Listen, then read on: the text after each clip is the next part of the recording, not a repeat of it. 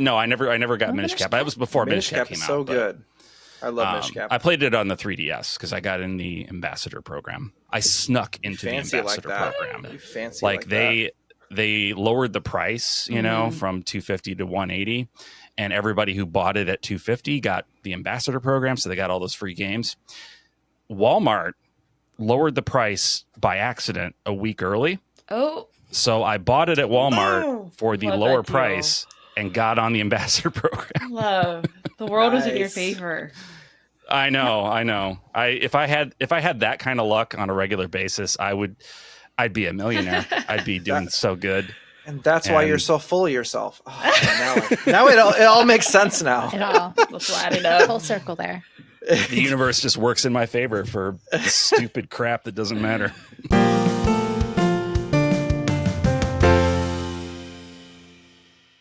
Welcome to the JRPG Pursuit, a podcast about all things JRPGs, from the games we play to the games we collect and everything in between. My name is Abdallah. I'm Emily. And I'm Branden. And today we've got a fun and maybe, I don't know, controversial takes and stuff. Like, I don't know. We'll talk about a bunch of different things. But do we ever not have a fun but controversial topic for the show? I mean, at this point. I guess so. I feel like that should be the staple. Yeah, that's probably true. But on top of that, we have a very special guest. But before we get to that, I just want to let you know that we're going to be talking about the turn-based games. What kind of like the criticization of criticization? I like that. Criticization? I don't know. Words are hard right now. I've been in the heat way too long today. Yeah, Feji and I are in California. Oh. It's not I don't know about up where you are, but my weather's not bad. Well, it is atrocious. With that, our guest today is someone really special, and you might have seen her on some of our streams recently, where Emily and I we had 2 streams recently for the Summer Game Fest. 3? Was she on 3? Oh, she was on 2 with us, but we had 3. Okay, yes. Oh, yes, we had 3 streams. But 2 of them, we were very blessed to have Feji from Cozy Feji on it. And so we're really happy to have her on an official episode today. And then we actually have Branden here, who kind of ditched us for a little bit. Yeah, skip as town. you guys know. Peace. This is for Japan. Mm-hmm. So welcome, Feji. Welcome. Hello. Welcome, Feji. Hello. Do you want to kind of give a little bit of a rundown on your channel, everything? You know, yeah, well, hello everyone. My name is Fedrio, also known as Feji or Cozy Feji here on YouTube. I predominantly do like video essays about JRPGs, video games as a whole, and then just critiques on the gaming industry. And yeah, that's pretty much my corner of the neck of the woods on YouTube, just doing all that. Yeah. Well, there are some great videos though. Yeah. And we were actually inspired, I think, this episode on one in particular. Mm-hmm. Which was all about the kind of what is the hesitation towards JRPGs that are turn-based specifically, especially, post Expedition 33. Right. So we want to expand on that, and definitely check out Feji's video if you haven't already on her channel. Yeah. I guess we should dive into that topic. Who would like to start? I vote for Dallah. Yes, Dallah, please. For me? Okay. Yeah. All right. All right, that's cool. I guess I'll do it. But I feel like, okay, so there's always been this kind of, like, I think it feels like post Final Fantasy X. Yeah. And I think it's like Square really created this inherent, like, fear towards turn-based, and I think it just kind of spread across the industry at that point, because, like, Square is such a monolith of, like, what they do for turn-based games, and they've been there since the beginning. And so, like, they started to deviate away from, true turn-based. I mean, granted, 13 kind of comes back to it a little bit, but for the most part, like, post 10, they started to, like, change up their style and wanting to, like, more so do different types of either, with 15 and 16 being action, you have the MMO spread across in that mix as well. But a lot of, like, different, like, major, you just didn't see an influx of JRPGs. And I think that was also a product of, like, post getting into the PS3 era, and JRPGs started to become, like, out of very favor, right? out of favor. Like you didn't see a lot of them on the PS3 or the Xbox 360. There are some, and we've talked about them before, but overall, like as a popular form of like game, like genre, you didn't really see that as often. You know, you started to see more like still like strategy games and or other types of like maybe RPG styled games without the turn-based feel to it, especially JRPG styled. And that's where like I think like this like connotation came from, that is that like, you know, you have this whole idea of like all these, you know, different developers and or publishers just wanting to kind of focus in on action or what they thought everybody wanted to do at the time. Yeah. It's an experiment too, right? They wanted Yeah. to branch out more. Exactly. I think it's those two things. It's, you know, on the one hand, Square Enix, as it was becoming this monolith of a company, right? It had all these properties. They wanted to have the freedom to experiment with battle systems, and they had Dragon Quest, and they were never going to touch Dragon Quest. That's going to be their turn-based, you know, battle system until the end of time. But Final Fantasy was something that I think the team, especially post Sakaguchi, were like, okay, we're going to mix it up. We're going to try new things, experiment, right? Yep. But I also think there's like a chicken and an egg sort of situation here with the PlayStation 3 era, 360 era, and Square Enix in particular, because is it that, you know, people weren't enjoying or weren't as enthused about turn-based RPGs and that's why they stopped making them? Or did they stop making them because of the myriad of reasons that game development slowed way down in the PS3 era, and therefore people like just kind of didn't forget about them, but like other things were coming out and that was what was occupying our attention? I think a lot of it though is maybe just the fidelity of games, right? Because they had so many things they could do with them. I think you know, turn-based became a thing because of the limitations of the systems at the time, and it was definitely embraced because it was something enjoyable. And along the way, they made some, you know, creative inspiration towards other genres of how to incorporate that into turn-based systems. But for the most part, they kind of played it safe, right, for like the earlier eras. But now that we have more like an ability to have larger games, more, you know, full renders of like 3D models and things, I think they really wanted to experiment and see, like, push the boundaries of what JRPGs could be and emulate probably the more popular games that they've been seeing, like in the US, for example. Right. I feel like a good example of that would be like the FF7 and remake, how, of course, the OG was turn-based, and then the remake kind of has an interesting hybrid real action turn, like, combat to it. So I definitely feel like, of course, the limitations were definitely there. And of course, since it's a remake, they wanted to tell a new story and add new elements, and having it being an action style base kind of like leans into that. Yeah. A big thing that I think Square Enix has been chasing since the, you know, late 2000s, early 2010s is Advent Children. Like after they made the Advent Children movie, they have been trying to capture that sort of action in a playable video game ever since. And they've had varying degrees of success. I think 13's battle system was an attempt to do something like that with the level of technology they had, but still keep it simple enough, menu-based, you know, that people could actually control it, but still have crazy, flashy things happening on the screen. And then, you know, 15 kind of moving to this teleporting all around the field and, you know, all the crazy stuff that happens in that game. 16, Branden, right? With Crisis Core. Crisis Core, being full on action, crazy. And so then Final Fantasy VII Remake fits into that pattern, I think, really nicely, where it's like now they actually have, you know, the technology and the development know-how, I guess, to like be able to pull off something that's close, you know, it's reasonably close to like that level of craziness that we saw in that movie. Yeah. My biggest problem with like, I think like kind of, because like what you said, Branden, in terms of like, I think, you know, Square was wanting to like, there's the success of JRPGs or turn-based games in general, leading them into action. But I feel like Final Fantasy X did really, like, it did well. Like, you know, so like numbers weren't there, but I think what Square Enix is trying to chase was being something that would sell so well in Western audiences and everything. So they were trying to chase this Western idea of gaming. And so like, when you get into the PS3 era and the 360 era, it's very action based. It's very like kind of like very like high fidelity. Like it's a certain, look, and it's almost kind of like disappointing because like, it's like one of the things that like they almost lost their, I wouldn't say identity. I was about to say, exactly. Yeah, like they lost their identity in the process of trying to be like, selling millions and millions of units. Like they want that like ability to just sell as much as they can and hit, the widest gamut of people. And they thought, to their ideas, like, okay, let's do action. That's the hot new thing. And we need to make that, we need to get into that.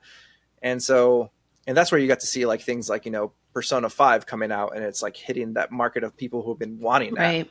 And then like, and you can see that it can make a lot of money if done right.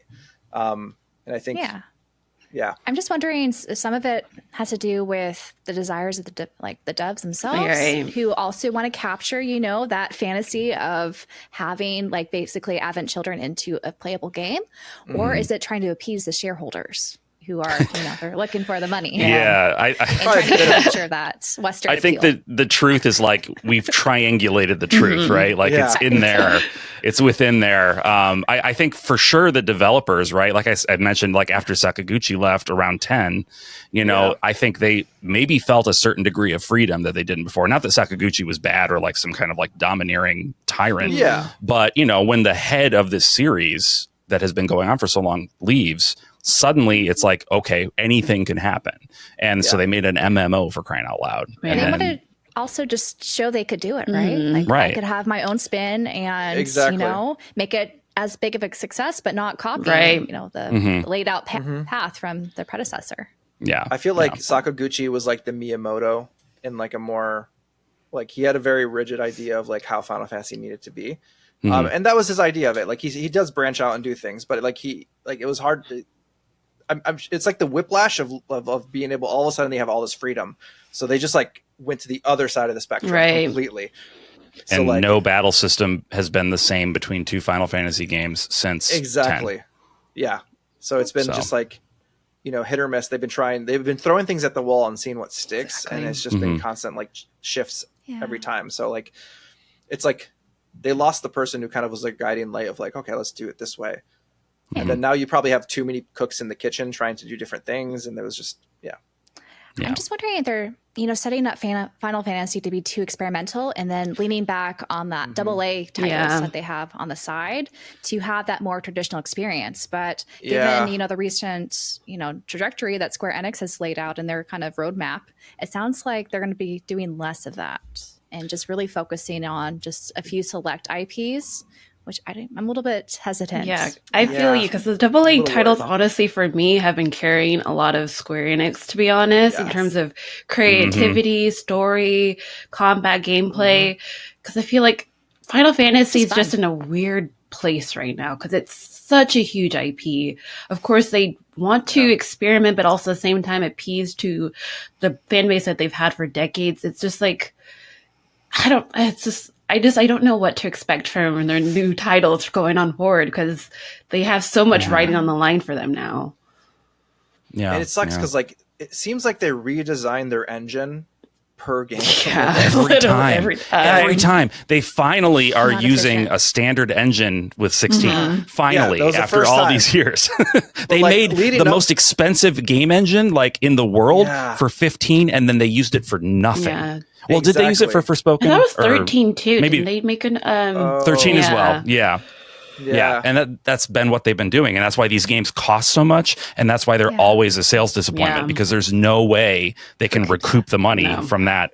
That's just crazy. Exactly. Like I get it. Like in their minds, they've kind of like over exaggerated Final Fantasy in their own heads to the point of like, it has to be this like blowout title of like completely like it doesn't need to always be that. And I feel like if they can go back to their roots, like let's say, 1 through 6, you had all the even Final Fantasy games were story heavy and very turn-based, like very typical turn-based type style.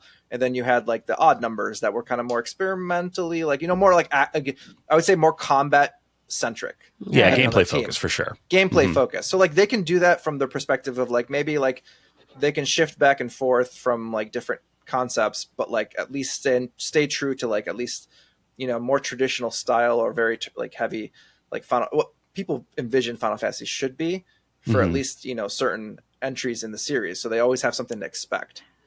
I do wonder if that's really going to grant them success at this point, or if people just lost hope. I feel like people are kind of burnt at this point. Yeah. Yeah. I feel like what they need to do is like a mixture of like bringing it back to like old school roots, like not fully old school roots, but like something like, you know, bring back some sort of like turn-based, you know, very much Final Fantasy, like the tropes of Final Fantasy. Lean into that, but also figure out how to like make it not so expensive. Like develop it at a like a cost that you're not going to be disappointed if it doesn't sell like, you know, 20 million units off the bat. Because the like, base, I don't think cares so much about the engine and graphics. No. At the end of the day, they don't. Just use if they keep using Unreal. I don't know what the licensing cost is for Unreal for a game like a Final Fantasy, but it's still going to be way less than building an engine. I thought the idea of them building the Crystal engine or whatever it was for 15 was that was going to be the thing they built all their games in. Yeah, and like that would make sense, but that hasn't borne out. Yeah.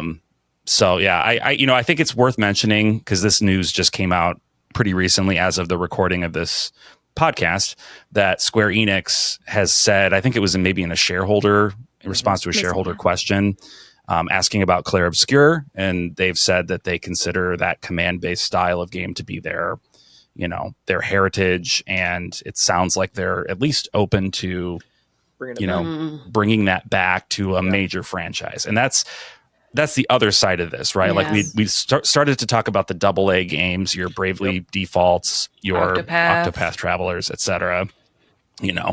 And the issue is that the developers, I think, that the team, the higher ups, really at Square, they want to. It's kind of like they want to have their cake and eat it, right? Like they want to have the safety of an established brand, but they also want to experiment with drastically different gameplay, and that doesn't tend to work. Like if you want to make a crazy, ridiculous battle system for a game, that's a new IP, right? That's what we would expect it to be. We would expect a new IP for some drastically different thing. But what they've done is they've said Final Fantasy is our vehicle by which we will deliver all of these crazy gameplay systems. And I feel like the fan base has consistently said, no, thank you. Please stop that. I know. And I say that as somebody that likes Final Fantasy 13, that likes Final Fantasy 15. Like I would be fine if those were not Final Fantasies, if they were something else. Yeah, you know what I mean? Like keep Final Fantasy, and experiment elsewhere. I don't know. Yeah, and it's like what was I just? I had a thought process. I lost it.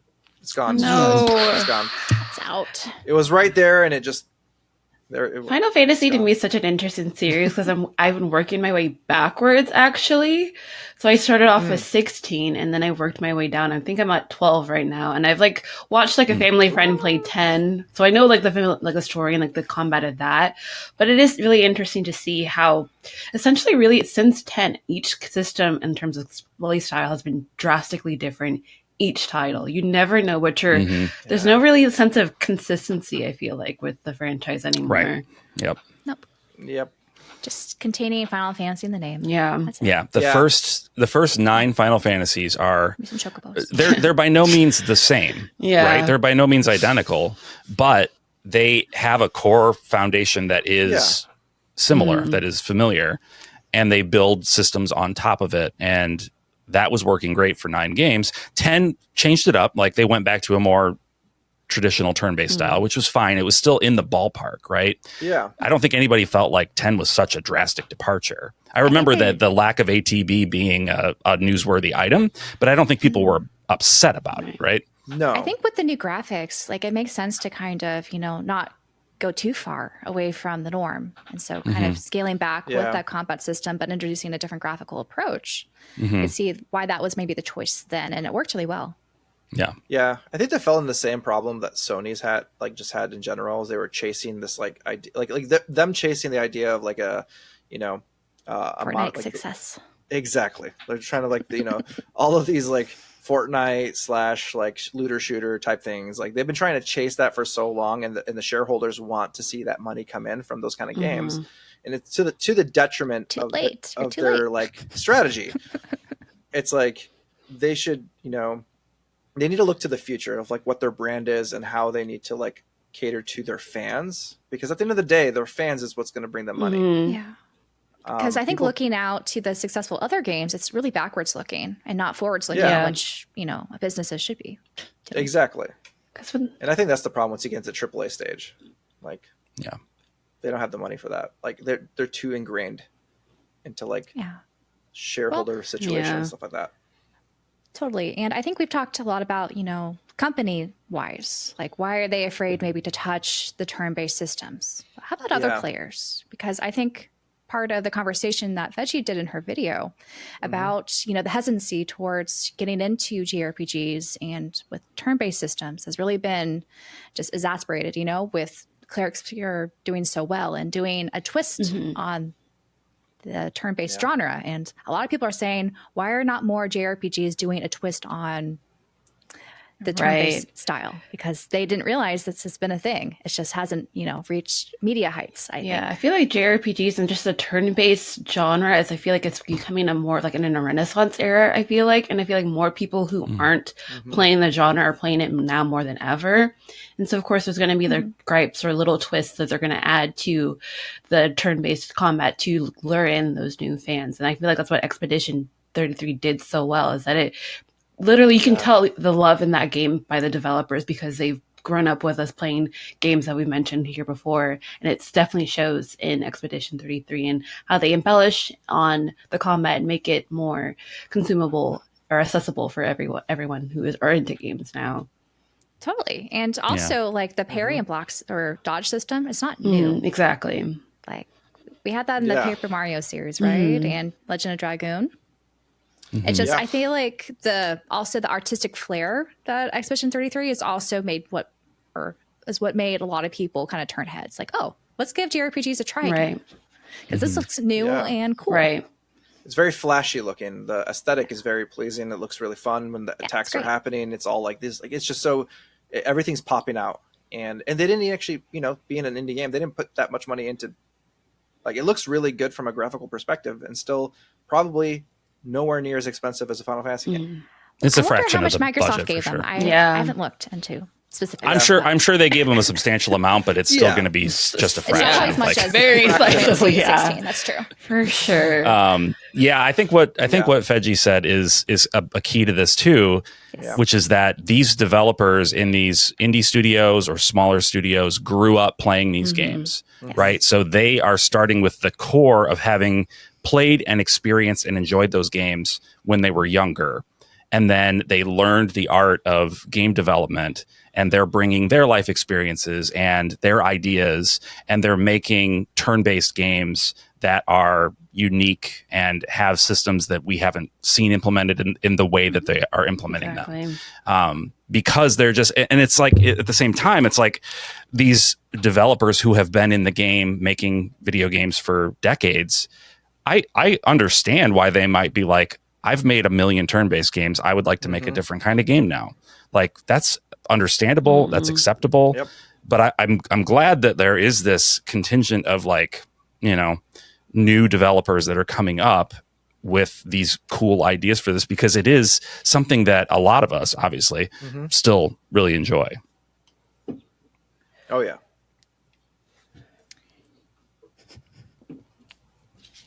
Big pause.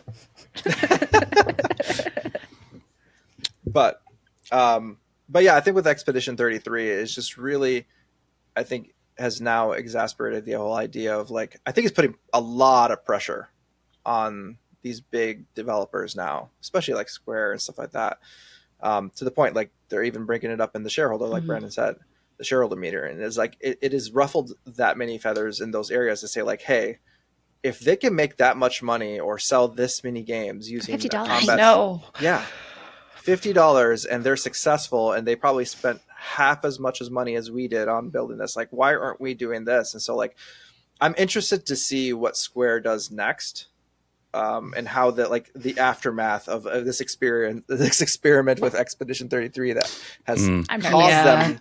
It's going to shift everything. I think that's why, like, when I read some of the notes on this, the meeting and like coming out of the meeting, it just sound like they're basically kind of like restructuring and they're reevaluating their strategy very, very distinctly. They've been doing that the past few years, and it has not seemed to do well for them. So I don't know.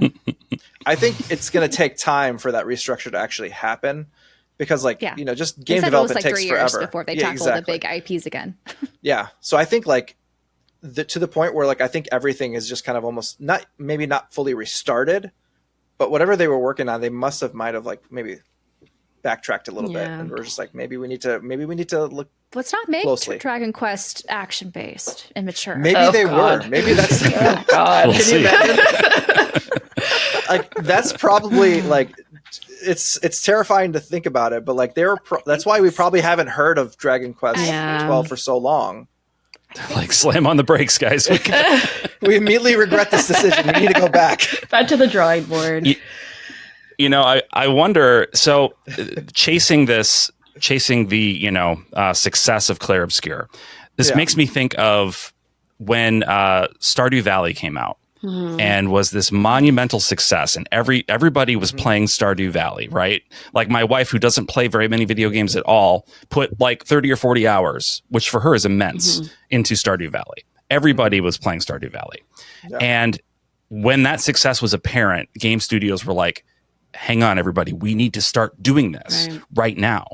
And then they did, but it took 3 years, 4 years before those games started coming out. And by then, a lot of the discourse had moved on. And so, they're marketing their games as these farming sims, like they did this with Harvestella, right? Where they're like, is this magical farming sim or whatever, which was drastically misrepresenting the game, in my opinion. And none of them did as well as everybody was hoping they would. I'm worried. Worried is maybe too strong of a word. I'm thinking that I'm concerned. I'm thinking that right now we have been in an environment where there have been so many action games, so few high quality turn-based games that we are starving dogs. Who we've been thrown a piece of meat and we are devouring it because we're like, yes, this is we've been missing this so much. Yeah. But as more of these games come out, it becomes the norm. Things cool off, right? So what I'm afraid of is that games are going to come out between now and whenever Square finally gets around to finishing Final Fantasy 17 or whatever. Will the industry, will our desire have cooled off to the point where it's still going to be a sales disappointment for them, and then they're going to misinterpret? I mean, that's kind of. I don't know. I feel you, because that's kind of like how I feel with like the Souls-like genre. I feel like every other action game is a Souls-like. It can't just be a standard action game, and I feel like now people are starting to feel that fatigue of like, okay, another Souls-like. I don't know if we'll feel that exactly with turn-based. We'll see in the future, but like. Yeah, I feel like Clair Expedition 33 is definitely like a wake up call for other developers. Be like, okay, this is popular, this is really cool, and this is something we could do. I'm really curious as to see how it plays out and whether or not other developers take that initiative to do that as well, or try to do something different. It's not that like JRPGs or turn-based RPGs aren't popular. Like, we have the Persona franchise that are still thriving right now.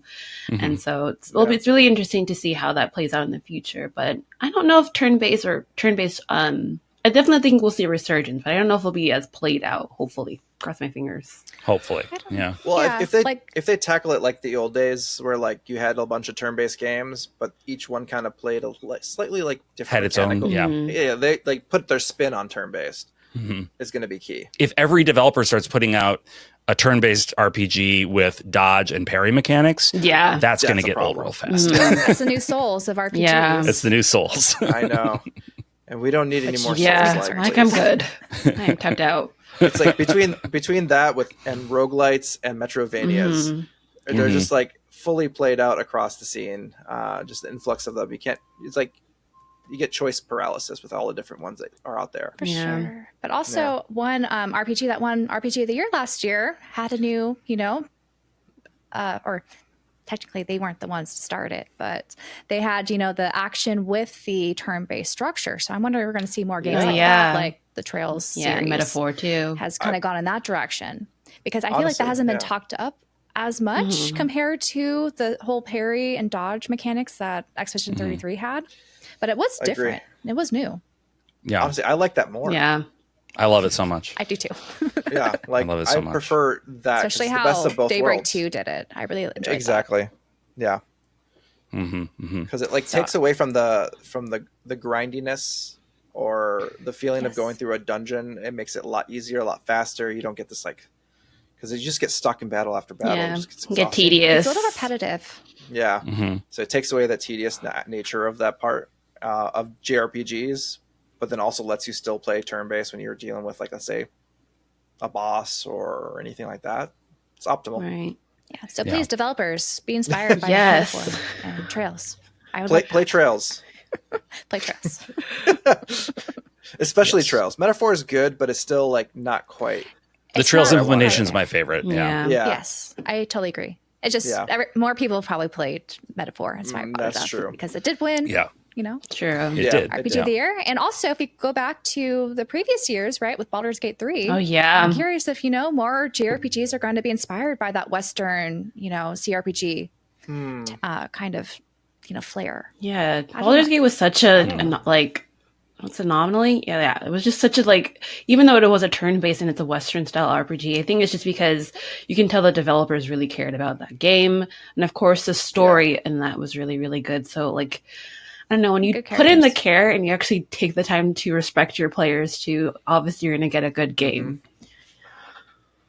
Yeah. One of the things that I think, and tell me what you guys think about this. I'm just spitballing. One of the things that I think is maybe difficult, makes developing a turn-based RPG more difficult than an action RPG, is balancing it, right? Because, in a turn-based RPG, you are largely dependent not on getting better at playing the game, but at gaining experience from fighting battles over and over. And if you have a balance where, you're not gaining that much experience per battle, which means you have to fight more and more battles to level up, to get strong enough to proceed in the game. I mean, we know that was like the 8-bit, 16-bit, even 32-bit JRPGs in particular, all were balanced so, in my opinion, poorly that grinding was just a part of the game. Action RPGs don't really have to deal with that nearly as much. Even in action RPGs where you have experience, fighting battles is kinetic. It is, you are involved the whole time. And at least in my personal experience, grinding in an action RPG, I feel like I've never ever had to do as much as I would in like an older JRPG. So I don't know. Is that I would maybe argue on the other side for action, because sometimes you can really cheese the systems, and so it's not balanced in that direction, like making it so it has a solid difficulty. Right. So well, if you're somebody that's looking for a challenge, it can be action RPGs. If you find ways to mechanic, I do the same moves. Like that was I do my the problem same with thing. 16.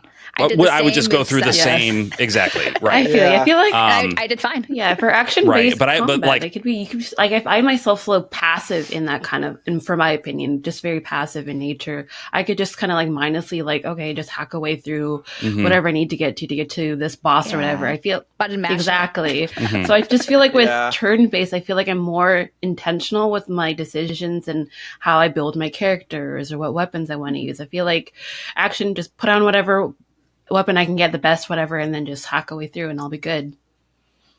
Yeah. On the flip side, though, like in Final Fantasy 16, for example, that being a recent example, I didn't have to grind one time. No, I didn't. Never felt underprepared for a boss.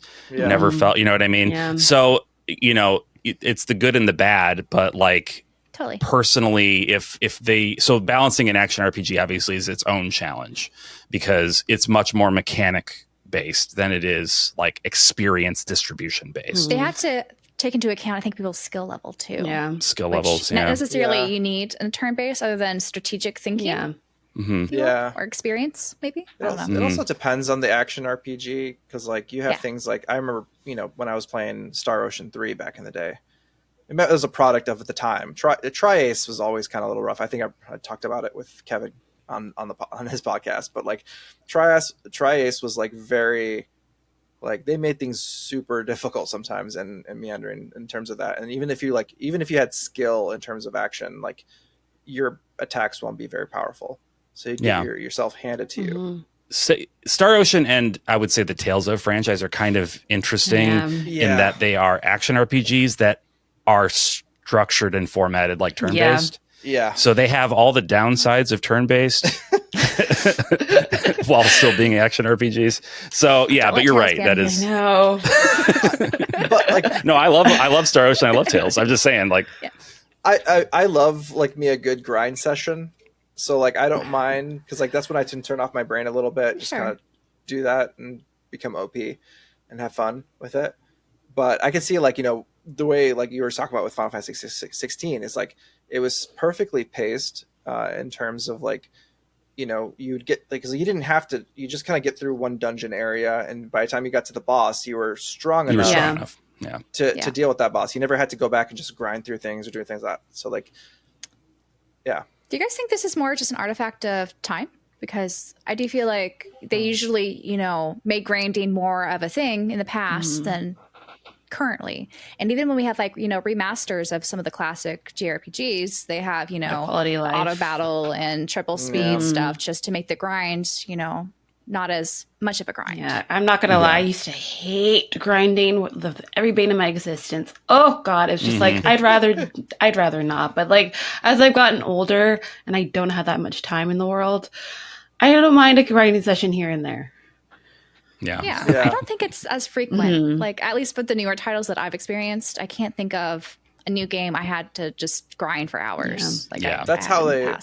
That's how they padded the game back in the day, because like they were not very long. So like if you look at the original like Final Fantasy game on the NES, like that game is so short, but what takes forever is that you have to grind for in between every dungeon. In between every dungeon, and you have to grind for hours to get both money, skill, like and experience and everything like that. It is hours and hours of time between each dungeon that you are grinding to make it, like, to buy the right skills, to buy like the magic that you need to move on to, like, so you can actually like utilize them in the next boss fight or something like that. Right. So, and a game like Clair Obscur did a really good job, I thought, of balancing well, because I may have done a little bit of grinding, but it was more just because I wanted to. Like I just was having fun playing it, so I just kind of was like, I'll just run around and fight some stuff for a while.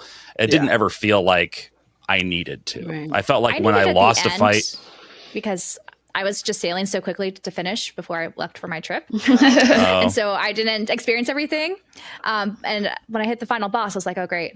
Or no, I don't have enough like cushion like of health and stats and stuff to avoid some of the, if I forgot or I couldn't dodge or parry perfectly. So I had to grind a couple levels before I went into that. Fair enough. Fair enough. But if you're playing it at a more casual pace, right? Like I feel like it was, it was pretty well balanced as far as that goes.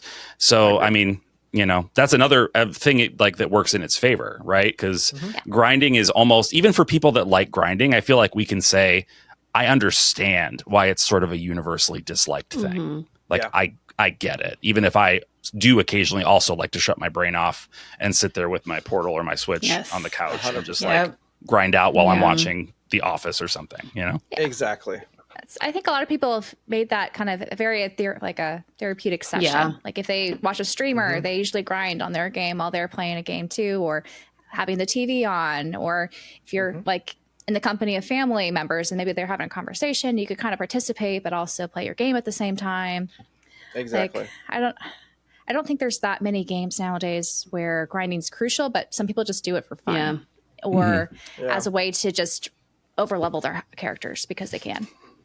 Yeah. Or they're playing a retro RPG because they are uniquely like set up for masochism. They just appreciate that. Yeah. We enjoy that stuff though.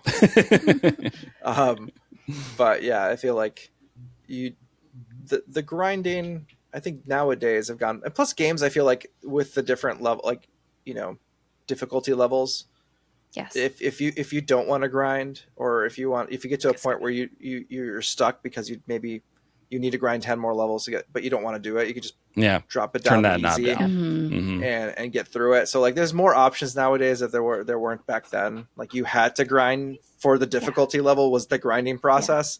Like that's what got you through those games.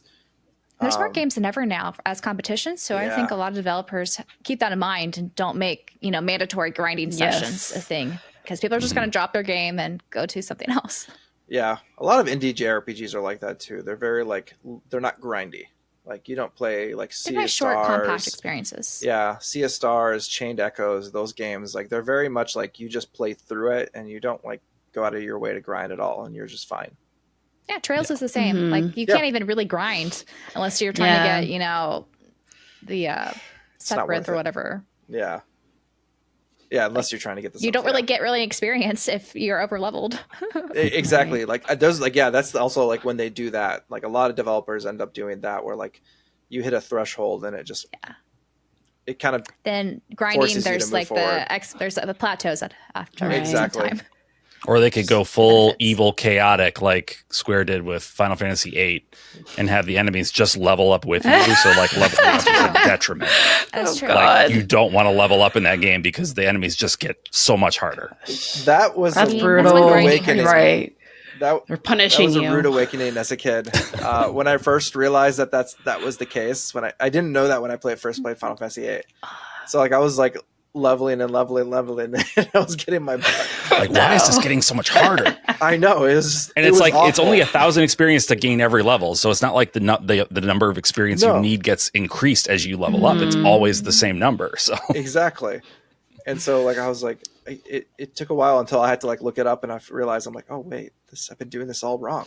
As an aside, I love Final Fantasy VIII. I know it's like just a hot mess, but I love it. It's so good. Wasn't Fantasian kind of grindy? But from what I've heard of, I haven't like gotten into it. I've heard kind of like it gets super hard at the end, and I think like regardless of how much grinding you've done, it feels like it's just like what is happening right now. Sakaguchi is very old. Yeah, I think it was supposed to emulate an old school experience, right? Mm-hmm. He is very stuck in his ways. I will admit I did get burnout by the end of Fantasian because of how grindy it was.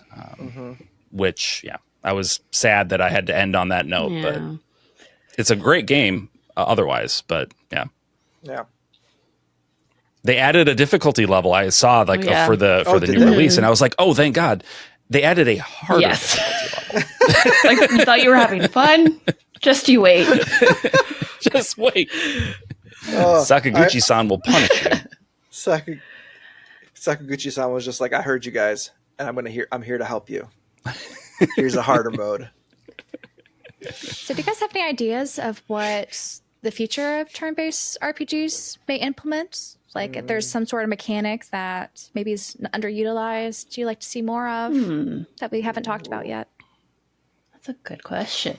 Or do we just want more Expedition 33? No, definitely not. But I do think that timing based stuff is going to see a resurgence, at least for a time. Maybe not in the exact same way, which hopefully not in the exact same way. I think we just need to utilize. I love that battle system. A way to like figure out, like how the Persona series, like with Persona 5, they added the baton touch thing to the combat. So I feel like each game will have some type of gimmick where it's, not gimmick. I feel like a lot of the stuff with the added gameplay elements to a lot of these games just make it more intuitive and make you pay attention, like the parry and dodge. Like you just have to be paying attention to like what's going on. Focused. Yeah, more focused. Just get the player engaged. I was like that with Xenoblade 3 or 2 with the elements timing and trying to get those combos going. Like you couldn't just snooze when that happened. Yeah. A word for anyone out there who's listening and making games is that if your game requires lots of grinding and you make me have to focus on every battle, I hate you. No, fair. Only because I'm breaking up with your game in advance. I know. We'll be avoiding it. No, hey, I still play them because, like, you still have to focus with, let's say, Xenoblade and things like that, where you're like picking skills. But it's the idea of like sometimes if you're forced to grind, you, like Branden said, you're going to sit there and watch a show, or like you get used to like kind of like one-handed grinding or something like that, just to kind of level up if you need to. But if you're forced to do that, but also like with, let's say if you're doing Expedition 33 style, where you're just like fighting for your life sometimes for each of these battles, that becomes exhausting. Yeah, especially when the enemies they went to the Dark Souls school of attack patterns, where it's like, I'm going to hit. No.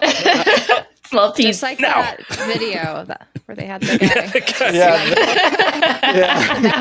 I was rolling on the floor when I saw that video. Oh my God. It was really good. Like, just like you thought. There you go. But yeah. But I don't know. Like, I can't think of anything. Like, it's hard to think of new creative ideas, right? Mm-hmm. But yeah, I do feel like looking in the past, there have been plenty over, the last couple of decades that we've seen. Yeah. Mm-hmm. It's just maybe just like what they did with Expedition 33, they just had to be inspired by, 10 different JRPGs and fuse together a system that would be perfect. You create from what's been made. Yeah. What I would like to see is for the next Xenoblade game, they go back to combos like they did with like Xenosaga, Xenogears and things like that. Yeah. Building out these combos, kind of like how like Legend of Legaia and things like that, kind of like that was to the extreme, but yeah, that was cool. an extreme version of it. But like even with Xenogears, so not quite like 2 for Xenoblade. No combos. Yeah, I know what you mean, but like that's a different kind of combo. Each attack, and it would require the game to be turn-based, right? Yeah, like, I would wonder what that would require look like. A Xenoblade game that is fully turn-based like that.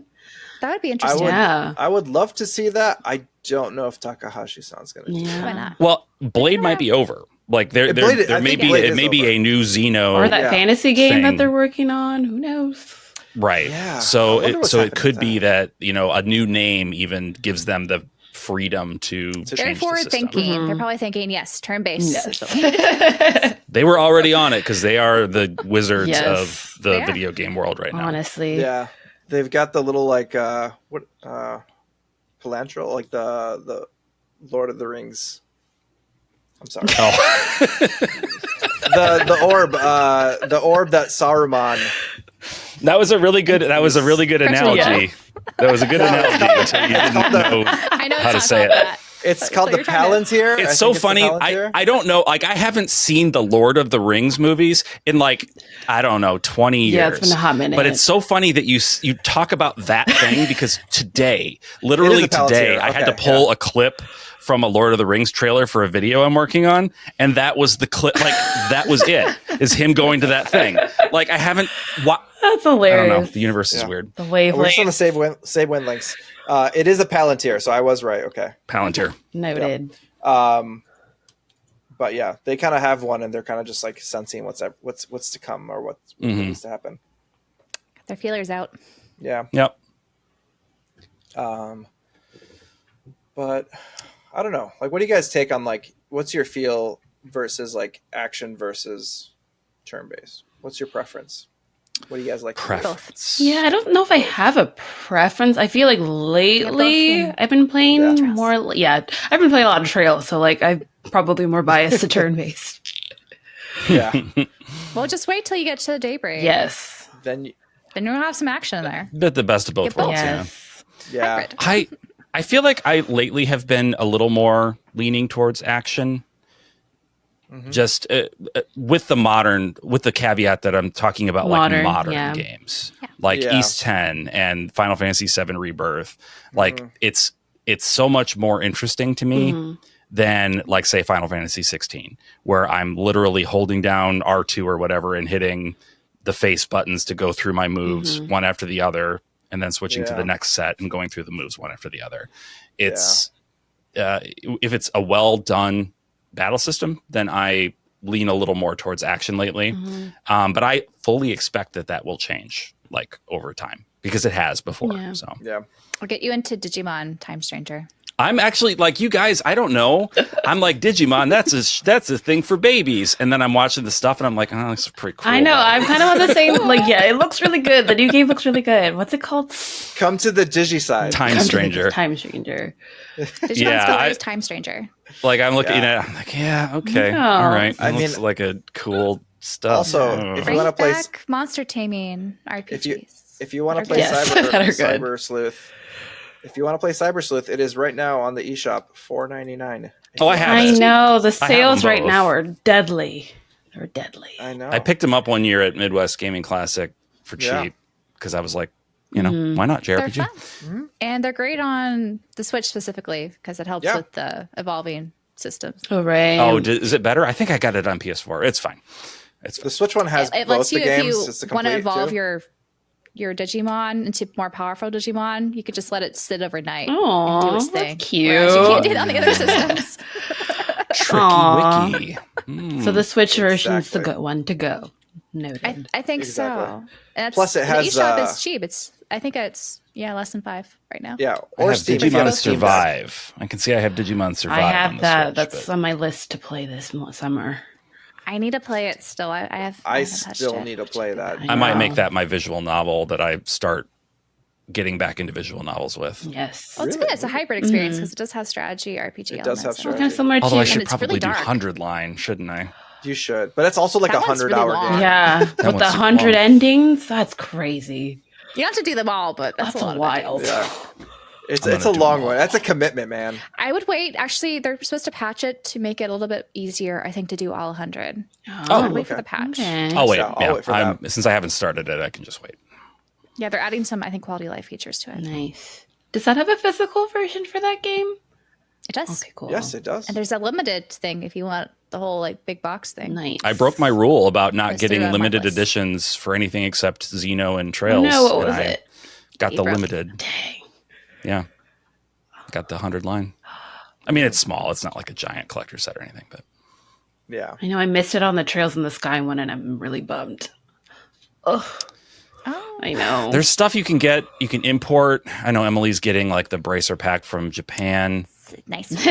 I'm considering it, but also I just went to Japan and spent so much money. I don't know if I can. I shouldn't make any more big purchases right now. What bracer pack is this one? It's the one on, I don't know. It's from Japan. I forget It's a where it's sold. Japanese bracer box. It's their limited edition. And then also, if you bought it through the specific shop, they also have all this other merch that you could add on for a price. There's like a So it's like liberal the deluxe. encyclopedia that Yeah. comes with it, and The encyclopedia comes with the regular, just The regular bracer like pack. a pin and some postcards and Yeah. soundtrack and stuff. yeah. But All right. I wanted like the wall scroll and this thing of like a little plaque of Estelle and Joshua that looked beautiful and all these other All right. little doll things. Emily, I might It's have. great. I need you to show me how to get that. Yeah, we'll make sure you get hooked up with the link. Try you. Honestly, hook the me limited up. run games bracer box looked lame. I yeah. didn't get it. It's Yeah, limited I run. do like that music box. I do like the music box. Like, I Music think it boxes looks are cool. so easy to make. Like it's cheap But- for the $175. It was, yeah, like it was the price. Like I said, if it was $100 collector's edition, all day, Right. sure, Sure. why not? But Mhm. $200 after That's shipping, like, guys, It's not Yeah. worth I don't, it. guys, Come on. I don't know. Even Goofy the as heck. Steelbook being $95 after all the fees. know. That's Steelbook's wild. Ridiculous. It's like almost the same price as the Nisa nice boxes we're used to. It's basically is. Well, the is older it ones. 95 because of shipping to you? Because I feel like we have paid different prices for shipping. Because I feel like mine Shipping came and out to tax like, because I probably have higher tax than you. oh, okay, yeah, because I think mine came out to like 80. Unfortunately. But still, like that's pricey for just the steelbook version That's what I'm of the trying game. to say. It's ridiculous because we're used Yeah. to the $100, which comes out to maybe $108 after tax from Nisa's shop. Bad news. Bad news. Bad news. I hope they don't go with them for the next games. It's also- Are they producing? Do we know who's producing their lunar packs? They are selling it on their own website, so I'm not sure who's making it. But the Yeah. thing is, Clear, Oh, when does that come the out? European website, Clear River Games, they're basically limited run games. Like They're owned by the European same outlets. parent company. They're owned by Yeah. Embracer Group, but they're independent. Right. They're separate from each other. So I don't know. Like, Are they doing it just like with Clear River just because they don't have a distribution arm themselves in Europe, or as they do have one in the US? I don't know. Like, I don't know. This is the first time I've seen Gung Ho sell something on their website. That's and true. it's honestly the first time that I can think of where something like that, a promotional item that was not widely available, was like in so high demand that they're like, shoot, I guess we need to sell this thing. Cool stuff on it too. Yeah, a couple extra goodies in there too. So yeah, I'm gonna get it just because I griped so much about not getting the press kit. Like, I'm like the Lunar fan #1, and they didn't send me one. It wasn't that they didn't. Let me be clear. Let me be clear, Gung Ho, if you're listening. It wasn't that you didn't send me the box. It was that you lied to me and said that you were out of them, and then immediately after that, I found out that you had sent one to a buddy of mine. Dang. Who had emailed you at the same time as I did. If you had just said, no, we're not going to send you one, chump, I would have been like, okay, that stings, but fine. But you lied to me, and that's why I'm mad. Liars. I will buy your silly box. I will buy it. They lied to you. But yeah, I am wholeheartedly going to buy that box because, you know what? We did not get enough Lunar swag in general. Like, yeah, it's too bad they didn't do that with the Grandia box. I know. Yeah, they did a press kit for that too. Yeah, I wonder if they'll do one for Sky. But now that they have the limited run Bracer edition and all this other edition stuff, maybe not. There's so much Trails stuff. I know. I can't. I'm out of space, guys. I'm out of space. I don't have space for it. That Nisa's doing now. I know. Yeah, that's on order. That's on pre-order. I'm waiting for that. And we know that in Japan, they're going to just have a ton of Sky first chapter merch. They have not released any yet. Yeah. It wasn't there when I was there. I had my eyes open. So keep your wallets ready. Stuff until after the game. After. I'm still waiting to. So that was it the Bracer box, or not the Bracer box. What is the one that Pinbox? Pinbox did? If they're going to sell the. Yeah, they had their own Orbment separately. I want the Orbment separately. I want to buy that. I hope they do it. They haven't indicated they'll do that though, sadly. That was the biggest reason that I didn't go with the limited run Bracer box was 2 of the major items in the limited run box are also in the pin box. Yeah. So I was like, and Pinbox looked better. It looked good. Like, I don't need this other stuff. It's just going to be duplicates basically. And it's so expensive. After the game comes out, we'll get the full art book after the game comes out. Right. Why buy the smaller versions? Yeah. That's so true. I think this is another conversation. I know we're kind of getting away from the topic, but there's so many people who are upset about limited editions without the game in it. Honestly, I think I prefer that format. Yeah, especially now because so many people, get digital games, but they still want stuff. They can just buy stuff. But I don't know why collector's edition has to have an actual game inside of it to be worthy of buying. I think if it is the swag, just buy the swag. Right. I think if it's explicitly designed that way, I think that makes sense. I think honestly, I would do that all day because sometimes when a new game comes out, I don't know if I like it. Exactly. That's exactly how I feel.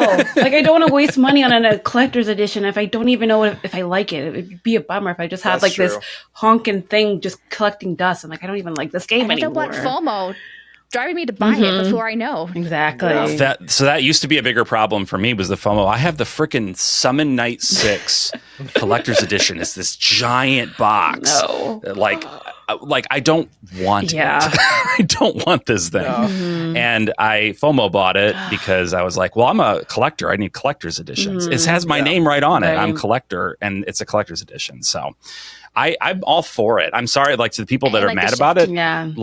I think that's actually good. Just buy the game, and then if you like it, buy the collector stuff. Right. I think it's great. I agree with that. I don't know if people don't like this because the collector's editions tend to rise in price, appreciate in value. Is that why you need the game inside of it? I mean, you can still sell the game with the collector's edition if you're selling it. That could be a nice little. Enix does now. It's external. Yeah. And a lot of people are upset by that. And I think it's because people are just thinking, I want to resell this for more money as a collector's edition with the game in it.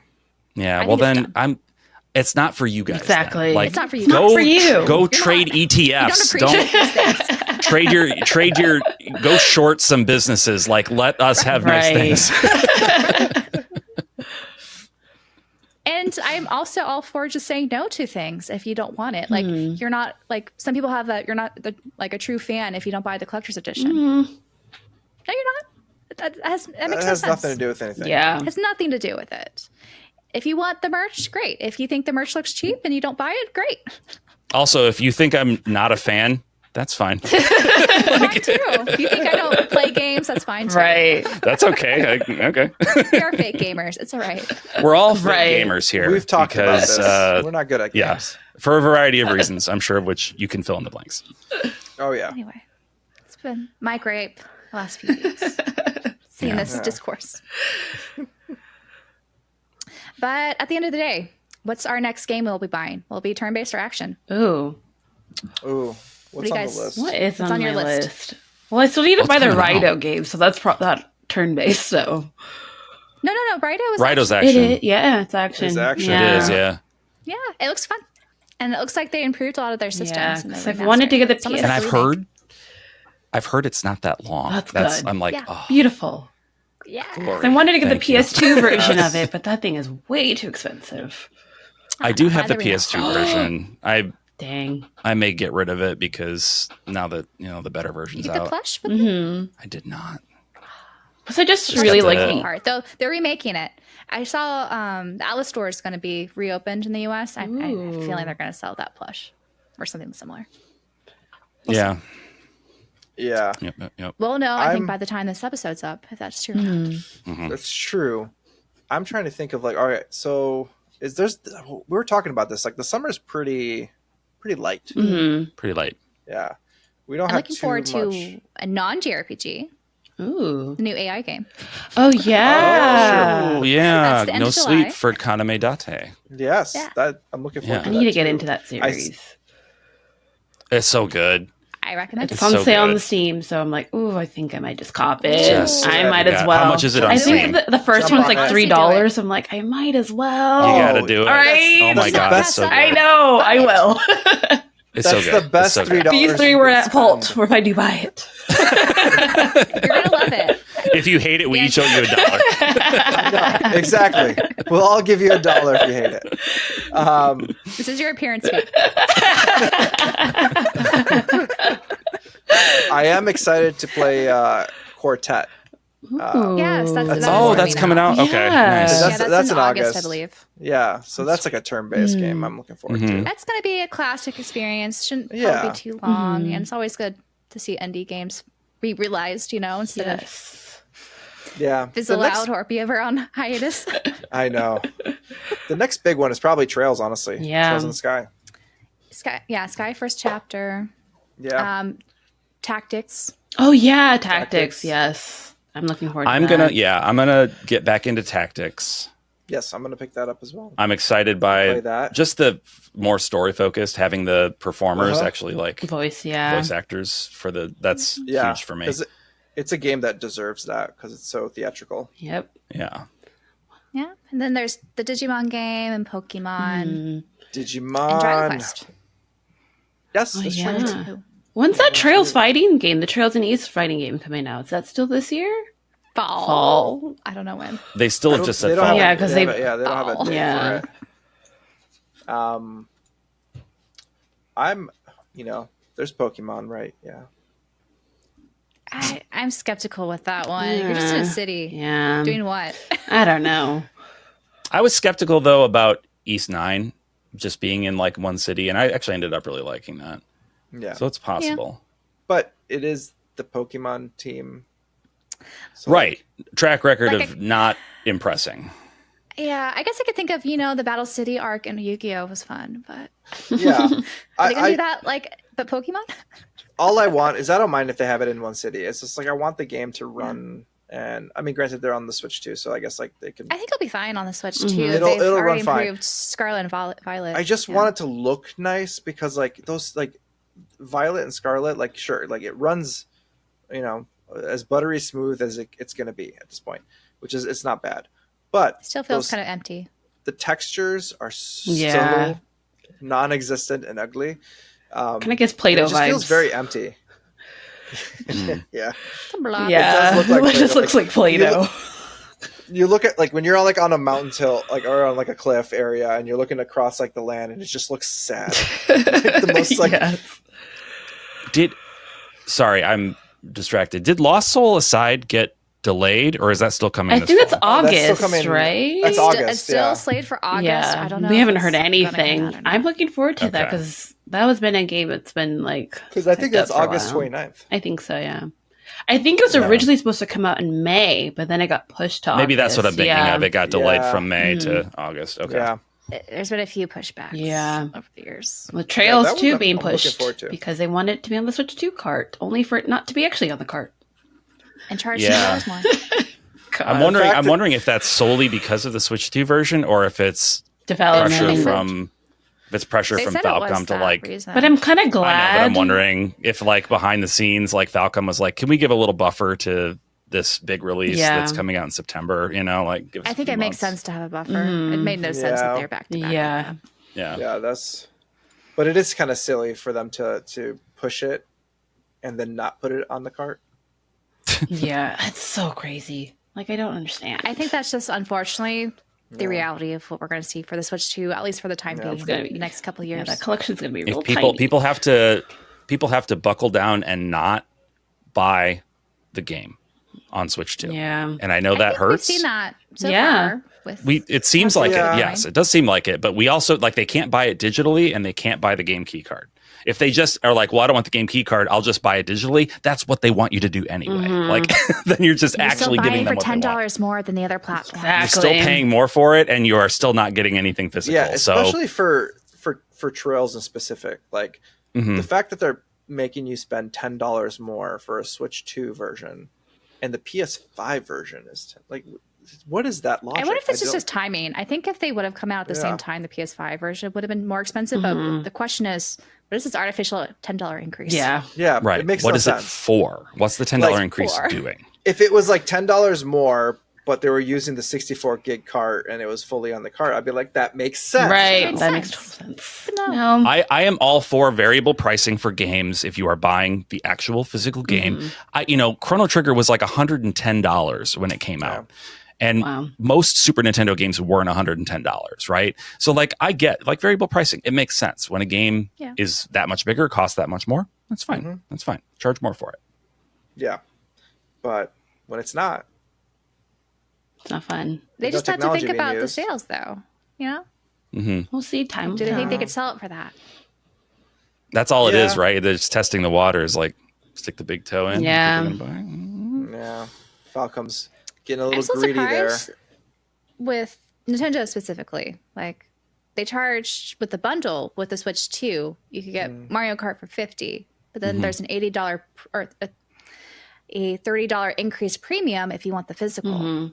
Mm. I'm just Or if you just wondering- want to buy it digitally on a console that didn't have it pre-installed, Right.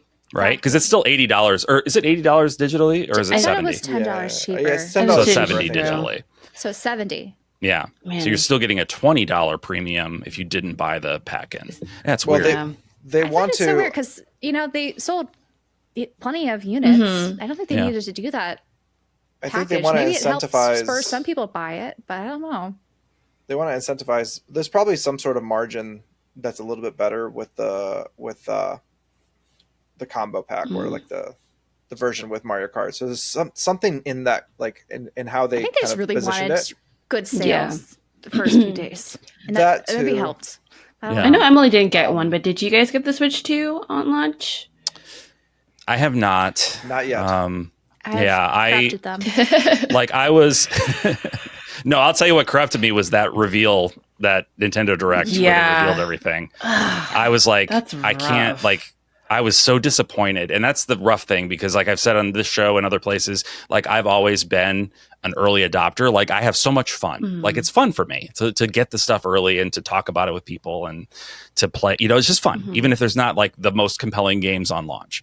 But like I just had all the wind sucked out of my sails by this. Same like here. I just am not feeling it. Yeah. And Yeah. I don't know. Like for me, I'm But probably. if I walk into a store and see it, I'm like, Oh no! Don't do it. Wait. I'm probably gonna Oh, wait out interesting. till if there's a new Xenoblade, either a new Xenoblade Fire Emblem, an Animal Crossing, or an Animal Crossing edition of it.